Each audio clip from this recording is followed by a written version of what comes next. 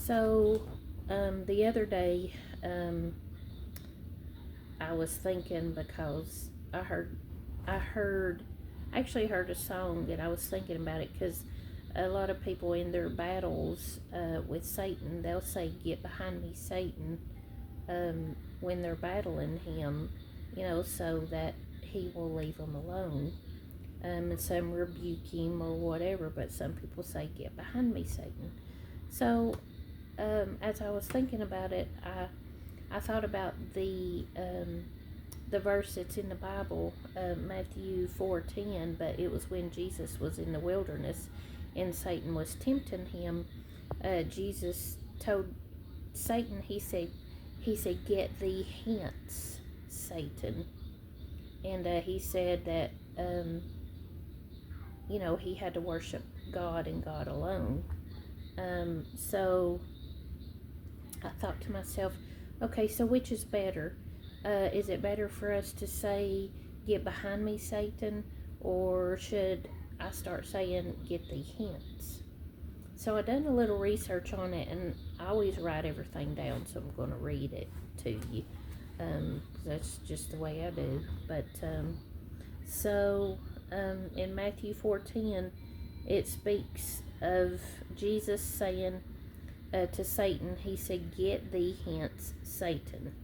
So Jesus was addressing Satan directly as the tempter, and he commands him to leave him because Satan was tempting or challenging him regarding God's will.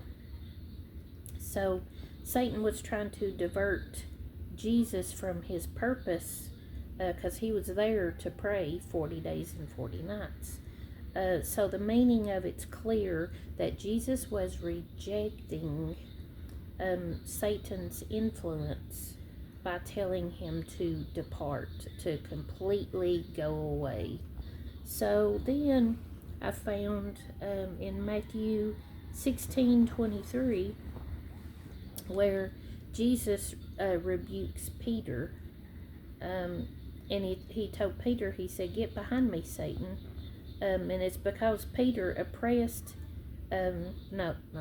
he opposed the idea of Jesus suffering and being crucified on the cross. So Peter's actions were against the plans that God had for Jesus. So Jesus wasn't actually calling Peter the devil, but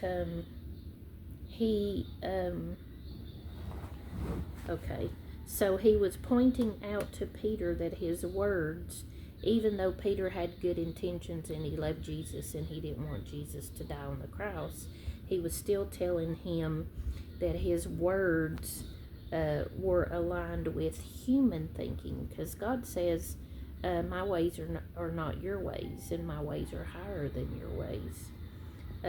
So he was thinking like a human rather than how God would think. So God has a bigger purpose, for everything. So Peter was being a stumbling block, and he was making Peter take his proper place, because Peter was trying to be Jesus's leader, I guess, in a sense, instead of a follower, because he was trying to tell him, I guess, what to do or whatever. So Jesus put him in his place.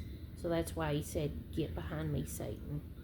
So then so "Get thee hence." Okay, so that was a direct command from Jesus to Satan to completely depart from him, especially when Jesus was in the wilderness. So in other words, he wasn't saying, "Satan, get behind me." He was saying, "Depart from me, leave me, go away." That's what he was telling Satan. So my thinking is that, so if we are battling and we tell Satan, "Get behind me, Satan." So I'm thinking in my mind, if we tell Satan that, can he not still tempt us? Because we didn't actually tell him to leave, we told him to get behind us. So, I think, to me, if we tell Satan to get behind us, he's going to be back there whispering in our ears, and he's still going to be tempting us. You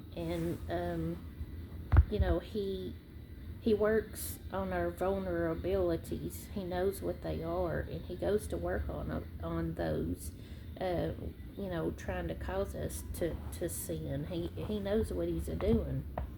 So, even when behind, Satan can still tempt us and influence our thoughts.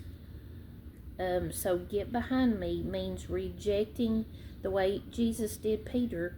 We're more or less telling Satan, we're rejecting Satan as the leader over us at that moment. But that does not mean that that we're causing Satan to lose his ability to tempt us, because when he's behind us, he can still tempt us. So I have decided to, you know, when I'm battling or whatever, I think get thee hence, Satan, would be the best scenario, instead of saying get behind me, Satan. That way he can completely depart. So that's my thoughts for today.